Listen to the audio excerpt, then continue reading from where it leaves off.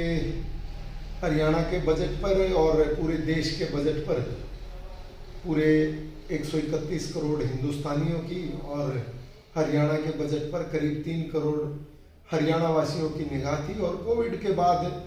ये देखना भी बड़ा ज़रूरी था कि किस किस क्षेत्र में और कौन कौन सी जगह पर हरियाणा सरकार फोकस किए हुए है। और मुझे लगता है कि इस बार का बजट पिछली बार के बजट जो था, जो मनोहर जी के नेतृत्व में दूसरा बजट आया है, और इनके वित्त मंत्री के तौर पर जो बजट में सराहनीय चीज़ें थी उस पर फोकस किया है। और चूंकि हमारा भी वित्त आयुक्त के साथ जो ACS फाइनेंस हैं उनके साथ लगातार मिलना जुलना रहता है, और जिस प्रकार की जीवटता के साथ कोविड के बाद से हरियाणा सरकार ये बजट लेकर के आई है, उसमें 13% की बढ़ोतरी की है। 1,55,645 करोड़ रुपए का जो बजट इस बार जो आया है वो पिछले बजट के मुकाबले 1,37,738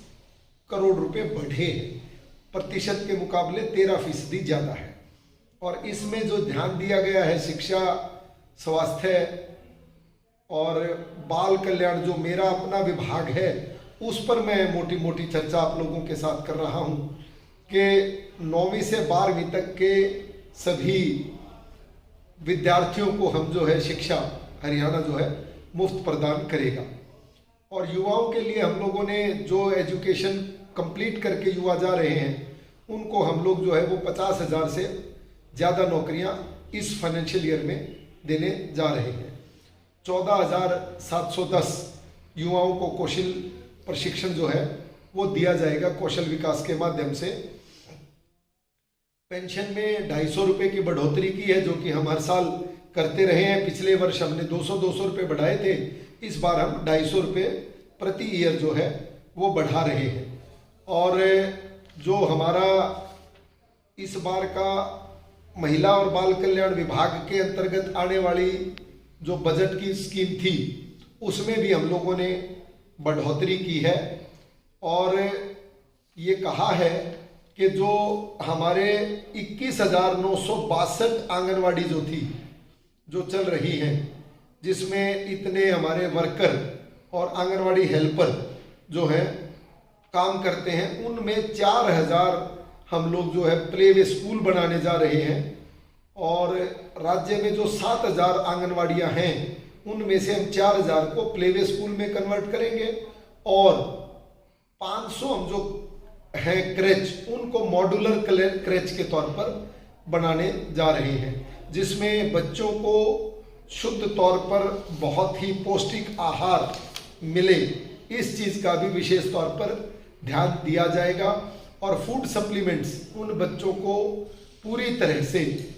उनकी स्वास्थ्य की दृष्टि को ध्यान में रखते हुए हम लोग जो है ये कदम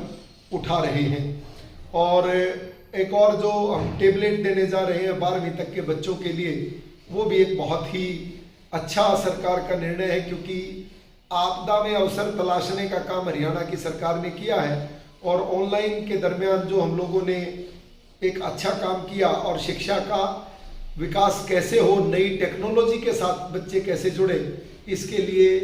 3 लाख टेबलेट जो है वो हम इन बच्चों को देने जा रहे हैं। और 700 करोड़ रुपए में हम लोग जो है वो डिजिटल क्लासरूम भी बनाएंगे। और नई शिक्षा नीति के तहत जो जो चीज़ें इसमें थी वो जो है हम पूरी करेंगे। खेल के दृष्टिकोण को ध्यान में देखते हुए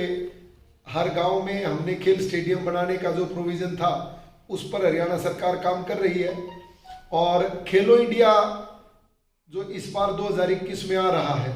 ये बहुत बड़ी उपलब्धि इस बार हरियाणा सरकार की है कि आज तक खेलो इंडिया का जो बड़ा मेगा इवेंट है, जिसमें करीब करीब 15,000 से ज़्यादा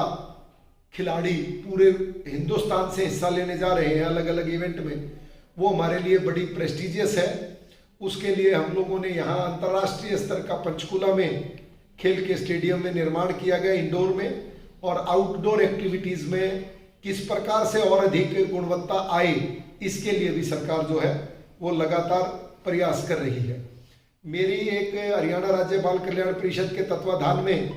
WCD के तहत और रेड क्रॉस के तहत जो ऑर्फन हाउस चल रहे हैं, जिसको हम लोग CCIs का नाम भी देते हैं, अडॉप्शन एजेंसीज के तौर पर भी हैं, अनाथ आश्रम भी हम इसको कह देते हैं, ये जो चल रहे थे, इसमें एक बड़ी मूलभूत कठिनाई आती थी कि भारत सरकार के और न्यायालय के, सर्वोच्च न्यायालय के आदेश के अनुसार 18 वर्ष तक का जो बच्चा है वही होम में रह पाता था। उसके बाद वो बच्चा कहाँ जाए एकदम से, क्योंकि वो बच्चा पूरी जिंदगी होम में रहा है, वो बाहर जाकर के कौन सी दुनिया को देखेगा, कौन सी दुनिया उसकी जागरूक है, ये बड़ा चिंता का विषय लगातार 2 वर्षों से मेरे कार्यकाल के दरमियान उठाया जाता रहा है। इस बार इस पर माननीय मुख्यमंत्री जी ने संज्ञान लेते हुए बतौर वित्त मंत्री एक नई स्कीम को लॉन्च किया है, और जिसमें ये कहा है कि 18 वर्ष का जो बच्चा है वो बाहर नहीं जाएगा होम से बाहर, हम उसके रहने की व्यवस्था किसी और जगह करेंगे, लड़कियों को वर्किंग वुमेन हॉस्टल में और लड़कों को किसी एक और जगह पर हम लोग जो है वो ठहराने की व्यवस्था करेंगे, और वो बच्चा किसी एक गुण में जो उसके अंदर नैसर्गिक गुण है उसके अंदर निपुणता हासिल करे और उसको हम नौकरी लगवाएं। लड़की को और लड़के को जो ऑर्फन हाउस में पड़े हैं उनको स्वावलंबी बना करके अपने पैरों पर खड़ा करें, वो रोजगार पर जाएं, नौकरी लगें और फिर अपना जीवन सुखी बनाएं। इस कल्पना को हरी हरी योजना के नाम से हरियाणा सरकार ने शुरू करने की घोषणा की है, और हरियाणा सरकार ही उनके अभिभावक और संरक्षक की भूमिका निभाएगी, जिसमें उन बच्चों को वित्तीय सहायता भी दी जाएगी और उनको जो है पैरों पर खड़ा करने का एक मौका और अवसर जो है वो हरियाणा की सरकार प्रदान कर रही है। कुल मिलाकर मैं ये कह सकता हूँ कि इस बार का हरियाणा का बजट, जिस पर सभी की निगाह थी,